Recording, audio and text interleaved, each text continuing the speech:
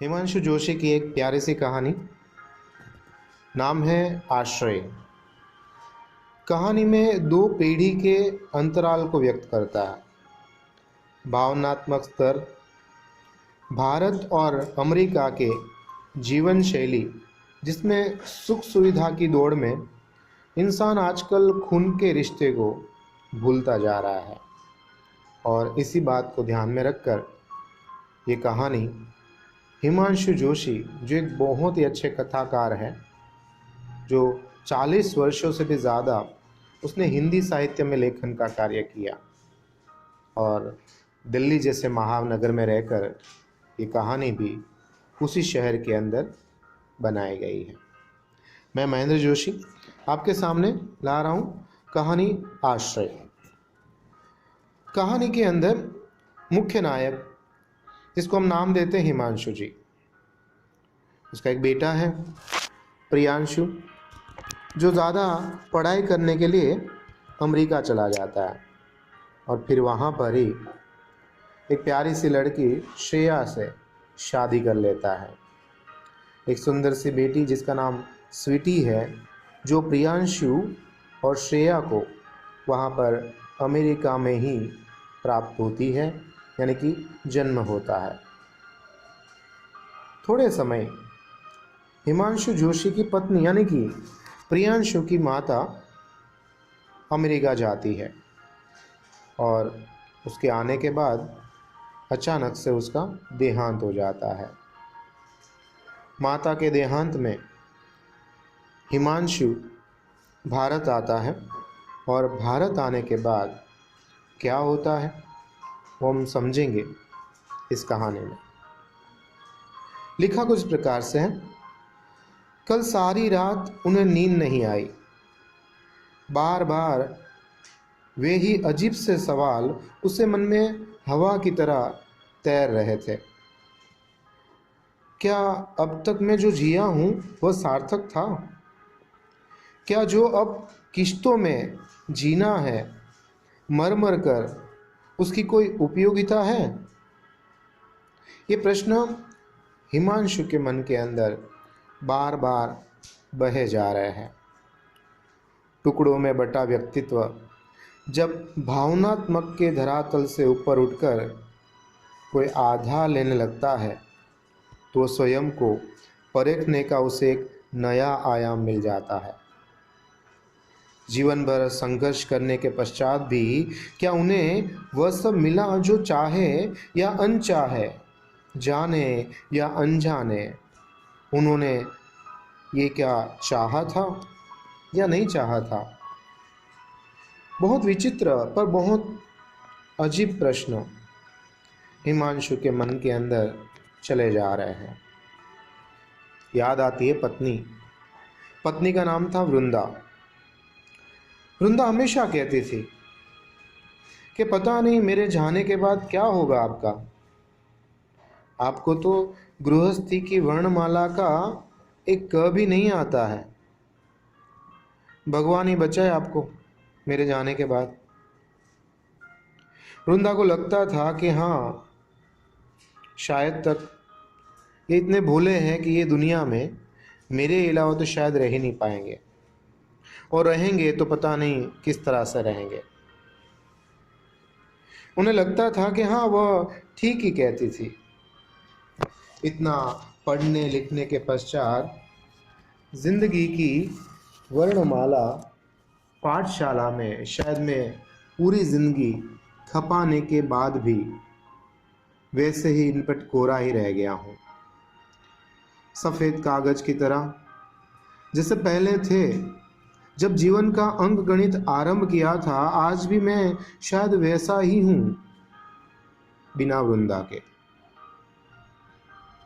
वृंदा की मृत्यु के कुछ अरसे पहले वृंदा 6 महीने के लिए वीज़ा लेकर अमेरिका गई थी। अमेरिका में न्यू जर्सी में श्रेया के साथ। और जब भारत आई थी तब श्रेया का आग्रह था कि मम्मी आप हमारे साथ आइए अमेरिका, न्यू जर्सी। एक बार आप वहाँ आकर देखें तो सही हम अब किस तरह से वहाँ पर ज़िंदगी बिता रहे हैं। पहले आप और जब पापा आए थे ना, तब तो हमारी नई नई गृहस्थी चल रही थी, इतनी सुविधाएं भी नहीं थी। पर हाँ, अब वैसा नहीं है। दिल्ली, मुंबई, कलकत्ता, ये सारे शहर में तो आप पापा के साथ कितनी बार गए हैं। पर इस बार तो आपको हमारे साथ ही चलना होगा। इस तरह से श्रेया ने अपनी सास को अपने लालच भरे शब्दों और वाक्य रचना में कुछ इस प्रकार से पकड़ लिया कि वृंदा उसे ना नहीं कर पाई। फिर श्रेया ने कुछ और भी जोड़ा। कुछ रुक कर वो बोली, न्यू जर्सी में 1 लाख से भी अधिक लोग अब रहते हैं, और वो लोग भारतीय है, भारतीय मूल के लोग हैं, और इसके कारण से आपको मम्मी वहां पर अकेलापन नहीं लगेगा। आपको वहां कहीं भी परायापन नहीं लगेगा। कभी हाल ही में वहां पर एक नया मंदिर भी बनाया है, वहां भजन कीर्तन भी चलते रहते हैं। और हाँ, आपकी प्यारी बेटी भी तो है वहां पर, स्वीटी, बेटे की बेटी। स्वीटी भी बहुत ही आपके साथ खुश रहेगी। इस तरह से श्रेया ने वृंदा को बेटे की बेटी यानी कि स्वीटी का लालच और अपना काम निकालने का भाव इस तरह से प्रकट किया कि वृंदा समझ कर भी ना समझ बनी और उसके साथ चल पड़ी। बच्चों की चालाकी वो भली भांति समझती थी। बूढ़े माँ बाप की लाचारी वृंदा भी भली भांति जानती थी। वृंदा पता नहीं फिर भी धुंध में कुछ टटोल रही थी। धुंध में धुंध के अलावा और कुछ मिलता भी नहीं है, पर कोशिश करने में क्या जाता है। बच्चों की चतुराई भरी बातें उसे गुस्सा नहीं आया, पर हाँ, हंसी जरूर आई थी, और करुणा और दया भी साथ में आ गई। इसलिए माँ की ममता श्रेया को मना नहीं कर पाए। श्रेया जानती थी कि अब सासू माँ पापा जी के साथ अब बाहर तो नहीं जा पाएंगे, क्योंकि पिताजी को लंबी बीमारी है, और मम्मी यदि साल में 6 महीने के लिए अगर आ पाती है तो श्रेया का बहुत बड़ा बोझ कम हो जाएगा। सबसे पहले तो स्वीटी की समस्या उसको बहुत मुश्किल में डाल देती थी। ऊपर से प्रियांशु की जिम्मेदारी और श्रेया का ऑफिस का काम। प्रियांशु और श्रेया को सुबह सुबह काम पर जाना होता था, तो परेशानी थी वो स्वीटी की थी। फिर भी मम्मी के रहने से और अन्य सुविधा भी मिलेगी, और साथ साथ में कुछ महीनों तक भारत का सुबह शाम गरम गरम खाना और नाश्ता भी मिल जाएगा। इस तरह से घर और ऑफिस में डबल ड्यूटी से श्रेया को मुक्ति मिलेगी, और साथ में स्वीटी का ख्याल भी रह जाएगा। इस तरह से शायद लालची श्रेया ने वृंदा को अपनी भूल और भाव में फंसा लिया। फिर मम्मी के रहने से ये सारी दिक्कतें भी आसानी से सॉल्व हो जाती थी। श्रेया का मन रखने के लिए वृंदा मना नहीं कर पाई और उसके साथ ही चले गए, पर वहां उसका जी नहीं लग रहा था। और 6 महीने के बाद लौटी तो वृंदा बुरी तरह से निढाल हो चुकी थी, बीमार बनकर आई, इतनी थकी, इतनी मायूस, और भीतर से तो इतनी टूट चुकी थी कि वो मेरे साथ भी अब ज़्यादा देर तक रह नहीं पाई। वो पहले जैसी नहीं थी। जैसा भी हो, अपना देश ही होता है। अपना देश आखिर अपने देश, अपने लोग, अपनी परंपरा, अपनी नीति नियम। वहाँ तो किसी से बात करने के लिए भी बेचारी तरस जाती थी। कभी कभी हाँ, अरुणा और शिप्रा का न्यूयॉर्क से फ़ोन आ जाता था, पर तब थोड़ा अच्छा लगता था, बस फ़ोन पे ही बातें होती थी। और वो भी कहते थे कि मामी जी, न्यूयॉर्क से न्यू जर्सी कितनी दूरी पे हैं, जब आप कहेंगे मैं पापा को खुद भेज दूंगी। वो आपको ले आएंगे। पर वहाँ की परेशानी में वो इस कदर से उलझ गई थी कि बुलाने और जाने का कोई अवसर ही नहीं मिला। दिन भर अकेली कमरे में स्वीटी कुछ क्षण लेकर खेलकर थक कर अंत में वह भी सो जाती थी। खाली दीवारें, टेलीविज़न, और वो भी टेलीविज़न पे अंग्रेजी में उलझन पुलझन कार्यक्रम, बस वही उसका दिन और रात हुआ करता था। कैलेंडर में साल समाप्त होते जा रहे थे, दिन समाप्त हो जा रहे थे।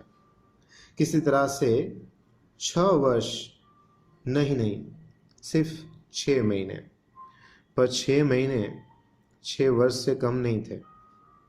ये 6 महीने में तो वो पूरी तरह से बुढ़ा ही गई थी। दिन भर वो एकांतवाद के बाद शाम को जब बेटा और बहू आते तो कुछ घर में चहल पहल रह जाती। कुछ क्षण मात्र बतियाने के लिए बतियाना होता था, फिर वही थके हारे अपने अपने में वो सब सिमट के रह जाते, और वह फिर उसी अकेलेपन में, वीराने में पागलों की तरह, बदहवास की तरह इधर से उधर भटकती रहती। 6 साल पहले इसी तरह से वृंदा और हिमांशु जी अमेरिका गए थे। उस वक्त प्रियांशु नया नया ही न्यू जर्सी में सेटल हुआ था। तब वृंदा के साथ उसके पतिदेव भी थे, इसलिए इतना अकेलेपन का एहसास नहीं हुआ था। तब की बात भी याद आ गई। तब बहू और बेटे की नुक्ताचीनी में बहुत ही अच्छी तरह से समय हमारा बीत जाता था। बहू का व्यवहार और रंग तब कुछ दूसरा ही था। अमीर बाप की इकलौती बेटी से चढ़ी, नक चढ़ी सी, फैशनेबल, सास ससुर उसको भार लगते थे। पर प्रियांशु अत्यधिक संवेदनशील होने के कारण से सब कुछ संभल जाता था, और हम बड़े धीरज के साथ इसका जीवन व्यवहार इस अमेरिका देश में, न्यू जर्सी शहर में देखते जा रहे थे। हम जब गए थे 6 वर्ष पहले, तो पहला ही दिन था। तब श्रेया ने बाजार जाते हुए प्रियांशु को हाथ में झोला थमाते हुए कहा था, लो ये पकड़ो, लौटते समय बाजार से एक आलू लेके आना। वे दोनों बोले कुछ नहीं, पर हमें एक दूसरे की आंखों ही आंखों में पता नहीं कुछ समझ नहीं पा रहे थे कि भाई एक आलू, मात्र जिज्ञासा से हम एक दूसरे को देखते रहे। परंतु जब प्रियांशु बाजार से लौटा और उसने जब थैला संभाला तो देखा कि ये तो हमारी गलती है। सचमुच वहाँ के आलू 2 किलो से कम नहीं होते थे। इस तरह से पति पत्नी के जीवन के अंदर हम भी कहीं ना कहीं अपने आप को ढूंढते जा रहे थे। आज वृंदा नहीं है, चले गए आखिरकार वो भी। अब है मैं और मेरा अकेलापन, और दिल्ली का एक छोटा सा प्यारा सा हमारा होम स्वीट होम। वृंदा के जाने के बाद अब सारी कार्यवाही समाप्त होती जा रही है। मैं अकेला अपने कमरे में बैठा हूँ। रात की शाई सी अभी धुली नहीं है, मन भारी सा हो चुका था। तभी प्रियांशु के कमरे में से श्रेया का स्वर सुनाई दिया। वो कुछ कह रही थी कि डांट रही थी, ये समझ पाना भी थोड़ा मुश्किल था। कह रही थी इस कोठी को बेच दो, इतने बड़े घर में पापा अकेले कैसे रहेंगे। प्रियांशु ने उसको समझाते हुए कहा, पापा ने ये मकान अपने खून पसीने की कमाई से बनाया है, तुम कल्पना भी नहीं कर सकती। किसी भी हालत में वो तैयार नहीं होंगे, और फिर इतनी जल्दी ये बिकेगा भी कैसे। प्रश्न था कि जवाब था। बेचने की जल्दी थी या नहीं बिक पाएगा उस बात की लाचारी, ये भी समझ पाना थोड़ा हिमांशु के लिए मुश्किल ही था। क्योंकि अंत में उसने ये बोला कि दाम भी कम ही मिलेंगे। श्रेया ने डांटा, दाम दाम दाम, तुम्हें बस दाम की ही पड़ी है। ये घर घर नहीं, जी का जंजाल है। किसी दिन ऐसी वैसी कोई बात हो गई ना, फिर मुझे नहीं कहना। दिल्ली की पोश कॉलोनी में कितनी हत्याएं आए दिन होती रहती है, तुम्हें तो पता ही है। और फिर भी तुम ऐसे गवारों से कैसे बातें कर सकते हो। कुछ देर वहां पर सन्नाटा सा रहा, फिर बेटे के गंभीर स्वर हिमांशु के कान में सुनाई दिए। श्रेया, तुम समझती क्यों नहीं हो? पापा को हम अपने साथ अमेरिका नहीं ले जा सकते, डॉक्टरों ने मना कर दिया है। और इस विशाल कोठी में उसको हम अकेला भी नहीं रख सकते हैं। मम्मी जिंदा होती तो सब संभाल लेती, जैसे पहले संभाला करती थी। और हाँ, हमारा कोई रिश्तेदार भी तो ऐसा नहीं है जहाँ पर हम पापा को इत्मीनान से रख सके, कि वो उसको घर की तरह संभाल के रख सके। रंजन ने मुझे सुझाव दिया था कि दिल्ली के पास में जो नोएडा है वहाँ पर एक वृद्धाश्रम है, मैं उसे भी देख आया हूँ। पर तुम ही बताओ श्रेया, पापा को वहाँ रखने का तुम्हारा क्या मन है? मेरा तो बिल्कुल नहीं है। लोग क्या कहेंगे? और फिर मेरी आत्मा भी मुझे गवारा नहीं करती है। हरिद्वार में भी अनेक आश्रम है, पर पापा वहाँ नहीं रह पाएंगे। श्रेया चिल्ला उठी, बस तुम जिंदगी भर सोचते ही रहोगे, कुछ नहीं होगा तुमसे, यह तुम्हारे वश की बात नहीं है। मैंने सब सोच लिया है। सलील भैया का दोस्त है, बत्रा प्रॉपर्टी डीलर। भैया ने सब तय कर लिया है। अगले फ्राइडे हमारी फ्लाइट है, और अब मैं किसी भी कीमत पे उसको पोस्टपोन नहीं कर सकती हूँ। प्रियांशु चीखता हुआ आहत स्वर से बोला, मुझसे तुमने पूछ लिया होता तो? पापा के बिना पूरे मकान तुम किस तरह से बेच सकते हो? अगर उसने सुना ना तो सदमे से ऐसे मर जाएंगे। मकान केवल मिट्टी पत्थर का ढेर नहीं होता है श्रेया, इसमें आत्माएं बसती है। श्रेया हंसती है और व्यंग में बोलती है, तुम्हारा भेजा तो फिर गया है क्या प्रियांशु? मकान, आत्मा, ये क्या सब कह रहे हो? पापा को आश्रम में एक विशेष हम कमरा दिलाएंगे, कूलर, एसी सब लगवा देंगे, और भी अनेक हम उम्र के लोग वहाँ पर होंगे। उसके साथ आसानी से उसका समय बीत जाएगा। तुम क्यों परेशान हो रहे हो? भर रहे कंठ से प्रियांशु बोल उठा, पापा को कैसे भेजेंगे आश्रम में? वो अनाथ है, वो असहाय नहीं है, वो मेरे पापा हैं। हर बूढ़ा किसी न किसी का पापा और बाबा होता ही है, उसमें कोई नई बात नहीं है। कैसी बातें कर रहे हो प्रियांशु? ये सब बात मुझ पे छोड़ दो। मैंने वृद्धाश्रम से बात कर ली है, वहाँ पर व्यवस्था भी हो जाएगी, और मैं सुबह पापा को साफ साफ कह दूंगी और अपने साथ में गाड़ी में ले जाकर उसको वहाँ पर जाके छोड़ आऊँगी। ठीक है प्रियांशु, तुम्हें चिंता करने की ज़रूरत नहीं है, मैं सब संभाल लूँगी और तुमसे होएगा भी नहीं। अंत में प्रियांशु थका हारा। रिश्ता क्या होता है, अपनापन किसे कहते हैं, तुम उस दिन समझोगी जिस दिन बूढ़ी गाय की तरह तुम्हारे बच्चे इसी तरह से हाँकते हुए तुम्हें भी किसी अनाथालय की दहलीज पे तड़प तड़प कर मरने के लिए छोड़ेंगे ना, तब तुम समझ पाओगे। प्रियांशु का स्वर थोड़ा उग्र हो गया था। मैं अपने पापा को मरने के लिए इस तरह से नहीं छोड़ सकता हूँ। तुम जाओ, you may go back. Priyanshu कह ही रहा था, तभी दरवाजे का कुंडा खटका, द्वार खुला। देखा सामने पापा खड़े हैं मुस्कुराते हुए। पगले हो तुम, व्यर्थ ही शोर मचा रहे हो, मैंने तुम्हारी सारी बातें सुन ली है। अरे, तुम्हारे भारत आने से पहले ही मैंने ओल्ड होम में अपने लिए एक जगह बुक करवा ली है, और मेरे लाहौर के जो दोस्त थे ना, पिंडीदास और मंगत, वो भी वहीं हैं। कुछ और भी मित्र है वहाँ पर, खूब अच्छी छनेगी मेरी। तुम चिंता मत करो।